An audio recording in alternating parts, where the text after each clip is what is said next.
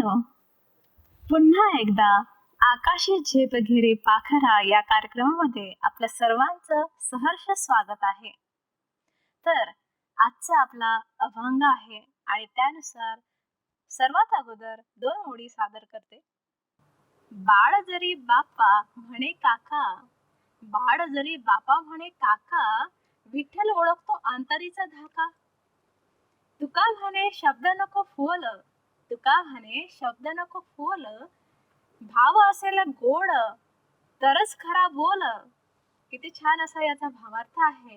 आणि याच्यानुसार आपला आजचा अभंग आहे. बाळ बापा म्हणे काका, तरी का निपराध पारेख, जैसा तैसा भाव गोड, पूर्वी कोड विठ्ठल, साखोसी म्हणता धोंडा, साखोसी म्हणता धोंडा, तरी का तोंडा रोथे, तुका म्हणे आरुष बोल, नव्हे फोल आहाच. तर याचा गूढ रहस्य जाणून घेण्यासाठी आपल्या सोबत आलेले आहेत बाळासाहेब भाईजी. चला तर आपण त्यांच्याकडूनच याचं रहस्य जाणून घेऊया. नमस्कार बाळासाहेब भाईजी. नमस्कार. तुमचं खूप खूप स्वागत आहे. धन्यवाद. तर आज आपला हा अभंग आहे आणि त्यातली पहिली ओळ आहे. बाळ बापा म्हणे काका, बाळ बापा म्हणे काका, या वाक्याचा काय बरं भावार्थ आहे? तर या ठिकाणी आजचा जो अभंग आहे खूप सुंदर भावार्थ, कारण महाराजांच्या प्रत्येक अभंगाच्या मागं असे गूढ रहस्य आहे. तर मी एक छोटीशी गोष्ट या ठिकाणी सांगू इच्छितो आपल्या भक्तांना, की जसं आपण बघतो की लहान मुलगं वडिलांना किंवा आईला नावाचं उच्चारण करताना जरी दुसरा जरी शब्द आला, म्हणजे पप्पाच्या ऐवजी काका जरी म्हटला, किंवा नवीन नवीन शिकत असताना त्याचे बोल जरी चुकले तर त्याच्याकडे लक्ष दिलं जात नाही. त्याच्या मागचा जो भाव आहे हा ओळखला जातो. म्हणून आपण म्हणतो की लहान मुलगं किंवा लहान मुलगी डान्स करताना कशी जरी केली ती चांगली वाटते, परंतु तोच जर डान्स एखाद्या मोठ्या मुलीने केला तर लगेच त्याच्या त्या चुका काढल्या जातात. म्हणजेच लहान असताना किती जरी चुका झाल्या तरी त्या माफ होतात, कारण त्याच्या मागला भाव जो आहे तो ओळखला जातो. तर अशीच एक सुंदरशी गोष्ट आहे की ईश्वराच्या प्रती ईश्वर पण आपल्या भक्तांचा भाव ओळखतो. एकदा एका जंगलामध्ये शिवाचं मंदिर होतं आणि त्या शिवाच्या मंदिराची जी पूजा करणारा जो ब्राह्मण होता, तर तो दररोज सकाळी यायचा, नैवेद्य ठेवायचा आणि पूजा करून मागं जायचा. एक दिवस काय झालं की त्या जंगलामध्ये एक शिकार करणारा शिकारी आला आणि त्यानं बघितलं की ह्या जंगलामध्ये खूप मधी जंगलामध्ये हे मंदिर आहे, तिथं प्रसाद ठेवलेला आहे. तर तो शिकार करून आल्यानंतर संध्याकाळी त्याच्या मनामध्ये विचार आला की या ठिकाणी ईश्वराचं रक्षण करण्यासाठी कोणीतरी येत असावं, आणि जोपर्यंत रक्षण करण्यासाठी कोणी येत नाही तोपर्यंत मी रक्षण करणार, हे त्या शिकाराच्या बुद्धीमध्ये आलं. आता झालं काय की संध्याकाळ झाली, रात्र झाली, कोणीच आलं नाही आणि तो शिकारी आपला जे हत्यार घेऊन आहे ते बाहेर बसला. पूर्ण रात्र झाली, कोणीच आलं नाही. आता शिकाऱ्याचा धंदाच काय असतो की शिकार करणं. मग त्यानं विचार केला की पुन्हा आता मला शिकार करण्यासाठी जायचं आहे, परंतु त्याची भावना जी होती की मग काहीतरी शिकार करूनच आपण शिकारीला जायला पाहिजे. परंतु जसं आपण ईश्वरासाठी भोग लावतो, अगोदर प्रसाद चढवतो, नैवेद्य ठेवतो आणि नंतर त्याचा स्वीकार करतो, तर यानं काय केलं की जवळच एक पक्षी होता, त्याला मारलं आणि मारल्यानंतर त्याला भाजलं आणि भाजल्यानंतर त्याच्यातलं जे मांस आहे ते पहिलं शिवलिंगावर जाऊन ठेवलं आणि त्याच्यानंतर त्यानं ते जे काही उरलेलं होतं ते खाल्लं आणि पूर्ण शिकारीला निघाला.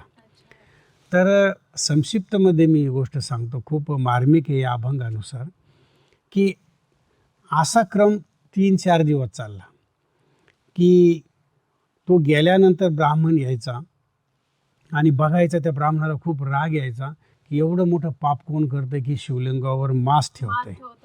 तो यायचा, पूर्ण मंदिर धुलाई करायचा आणि पुन्हा संध्याकाळी तो शिकारी येणार आणि बघणार की मंदिराचं राखण करण्यासाठी कोणी येतच नाही, पण ब्राह्मण तर जरूर येतोय, इथं नैवेद्य ठेवलेला राहतो.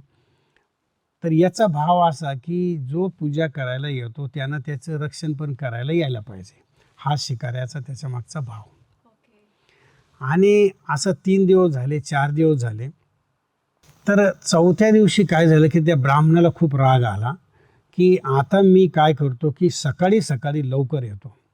म्हणजे आपल्याकडे म्हणतात की तांबडं फुटण्याच्या अगोदर तो जो ब्राह्मण आहे तो आला आणि त्याला हे बघायचं होतं की हे पाप कोण करतं. तर त्यावेळेला काय झालं की झाडाच्या आड तो ब्राह्मण लपून बसला आणि त्यानं बघितलं की कोण हे करतं. तर त्याला काय झालं की मंदिराच्या बाहेर एक शिकारी दिसला. त्याला पूर्ण निश्चय झाला की हाच शिकारी रोज हे पाप करतो. तो ब्राह्मण आला आणि त्या शिकाऱ्याला तिथं पकडलं आणि पकडून सांगितलं की तू 4 दिवसापासून इतकं मोठं पाप केलं की मांस शिवलिंगावर टाकलं आणि हे पाप तू कोणत्या जन्मात फेडणार, याला तुझ्याकडे ईश्वराकडे क्षमा नाही, तुला माफ करणार नाही. तर तो बिचारा जो शिकारी आहे तो त्या ब्राह्मणाला म्हटला ठीक आहे मी पाप केलं, परंतु माझा जो हेतू हा होता की तू दररोज सकाळी येतो, नैवेद्य ठेवतो, पूजा करतो, परंतु याचं रक्षण करण्यासाठी काय येत नाही. मी माझ्या ईश्वर मला जे काही दंड देईन ह्या पापाचा तो मी स्वीकार करायला तयार आहे, परंतु तू एक ईश्वरासमोर प्रार्थना कर की आजपासून मी तुझी रक्षण करण्यासाठी पण मंदिरामध्ये येईन. तर त्यावेळेला तो ब्राह्मण त्या शिकाऱ्याला ज्ञान द्यायला लागतो की ईश्वर सर्वांचं रक्षण करणार आहे, त्याची रक्षण करण्याची काय गरज आहे, हे असं तसं. आता ब्राह्मण तर ज्ञान देणारा, शिकारी मोठ्या बुद्धीचा ज्याला आपण म्हणतो, त्याला एवढंच माहिती की भगवानाची रक्षण करण्यासाठी इथं आलं पाहिजे आणि जर तू येणार नसला तर तुला मी इथंच मारणार, काय पाप व्हायचं ते होऊन दे. तो घाबरतो ब्राह्मण आणि ज्या वेळेला तो घाबरतो तर त्यावेळेला ईश्वर तिथं प्रगट होतात. ईश्वर प्रगट झाल्यानंतर तो जो शिकारी आहे त्या शिकाऱ्याला सर्वात अगोदर ईश्वर जवळ घेतात आणि जवळ घेतल्यानंतर त्या ब्राह्मणाला सांगतात की तू इतक्या दिवस माझी भक्ती केली, परंतु आज मी तुझ्यावर प्रसन्न न होता ह्या शिकाऱ्यावर प्रसन्न झालो. तर त्यावेळेला ब्राह्मण विचारतो की असं का. तर त्यावेळेला ईश्वर सांगतो की याच्या मागचा जो भाव आहे, भले त्यांना तो तर शिकारी, तो पक्षी मारणार, मांस खाणार, मी त्याच्याकडे नाही बघितलं, परंतु त्याचा एकच भाव की ईश्वराचं रक्षण करण्यासाठी, मंदिराचं रक्षण करण्यासाठी तो रात्र जागायचा आणि त्याची ती भावना बघून मी त्याच्यावर प्रसन्न झालो. तू येणार, नैवेद्य ठेवणार, चालला जाणार, तुला काही माझ्याशी घेणं देणं नव्हतं. म्हणजेच ही जी एक संक्षिप्तमध्ये आपल्या भाविकांना जी गोष्ट सांगितली लक्षात आली असेल की याचा किती सुंदर भावार्थ निघालेला आहे की ईश्वर तुमच्या भावनेला बघतो, तुमच्या दिखाव्याला बघत नाही. या ठिकाणी ह्या गोष्टीतून बरंचसं काही भावार्थ किंवा आपल्या भक्तांना कळाले असतील. बरोबर, हा भावार्थ सगळ्यांना आवडला असणार. आपल्या अभंगाची एक ही ओळ आहे, असं म्हटलं आहे त्यामध्ये की तुका म्हणे आरुष बोल नभे बोल आहाच, याचा काय बरं भावार्थ होतो? या ठिकाणी महाराजांना पुढं अभंगामध्ये आपण भावार्थ तर सांगितलेलाच आहे आणि ह्याच भावार्थाशी पुढल्या ओळीचा जो अर्थ आहे की ज्या वेळेला अंतकरणामधून, आरुष म्हणजे हृदयाच्या अंतकरणामधून ज्या वेळेला तुमचं ईश्वराशी प्रेम असतं त्याच वेळेला ईश्वर त्या भावनेला बघून तुमच्यावर प्रसन्न होतो. आणि जर उगाचच तुमचा पोकळपणा असेल, ज्या गोष्टींमध्ये दिखावा असेल, मग तुम्ही कितीही ईश्वराची महिमा करा, कितीही त्याच्या नावानं काही करा, पण भाव ईश्वर ओळखतो. संपूर्ण अभंगाचा अर्थ आहे आणि याचा सारांश पण आपण जर बघितला तर हाच निघतो की ईश्वराशी तुम्ही एकनिष्ठ होण्यासाठी बाह्य गोष्टींचा आडंबर करण्याची गरज नाही, दिखावा करण्याची गरज नाही. हृदयाच्या अंतःकरणातून उमटलेला भाव ईश्वर बघत असतो. त्याच वेळेला ईश्वर स्वतःहून भक्तांकडे येतो. हे कितीतरी संतांच्या जीवनामधले अनुभव आहे आणि त्यांच्या जीवनामधले काही अनुभव पण आपण नंतर बघणार आहोत की कसं मदतीला धावत येतो. का येतो? कारण त्याचा भाव, अंतःकरणातला शुद्ध भाव ईश्वर बघत असतो. हे या अभंगामधून सांगितलेलं आहे. बरोबर, याचं गूढ असं रहस्य तुम्ही सांगितलेलं आहे. आता जाता जाता काय आध्यात्मिक संदेश देऊ इच्छिता आपल्या भाविक भक्तांना?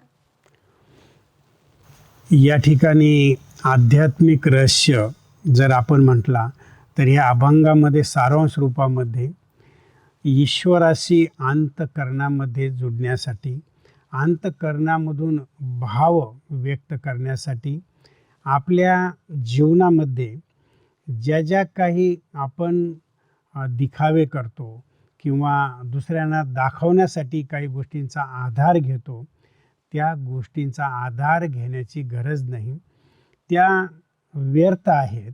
म्हणजेच आपण बघतो की आपल्या जीवनामध्ये अंतःकरणामधून ईश्वराशी केलेलं जे प्रेम आहे, त्या भावनाच त्याच्यापर्यंत पोहोचतात आणि त्या मनातली जी निर्मळता ज्याला आपण म्हणतो, स्वच्छ मन, हेच ईश्वराला पसंत आहे. आणि त्याच मनाला निर्मळ करण्यासाठी ज्या ज्या गोष्टींची आवश्यकता आहे त्या जर आपण केल्या तर निश्चितच आपण आपल्या भावना त्यांच्यापर्यंत पोहोचतात आणि त्या भावनेचं भाडं पण ईश्वर आपल्याला देतो. हे या अभंगामधून आध्यात्मिक रहस्य सांगायचं आहे. बरोबर. तर तुम्ही इथे आलात आणि इतकं छान असं गूढ रहस्य तुम्ही सांगितलेलं, त्याबद्दल तुमचे धन्यवाद. खूप खूप तुमचे पण धन्यवाद. तर भाविक भक्तांनो, आज आपण गोष्ट पाहिली आहे. त्या गोष्टीमध्ये एक ब्राह्मण आणि एक शिकारी. तर त्या दोघांमध्ये काय अंतर होतं? तर ते अंतर होतं फक्त एक भावनेचं. त्याच्या मागचा भाव काय आहे, त्यालाच तो ईश्वर प्राप्त झाला. तर आपण सुद्धा कोणत्या भावनेनं ईश्वराला प्राप्त करण्यासाठी काय करतो हे त्यांना कळतं. तर असंच नवीन अर्थासह नवीन एपिसोड मध्ये आपण भेटूया. तोपर्यंत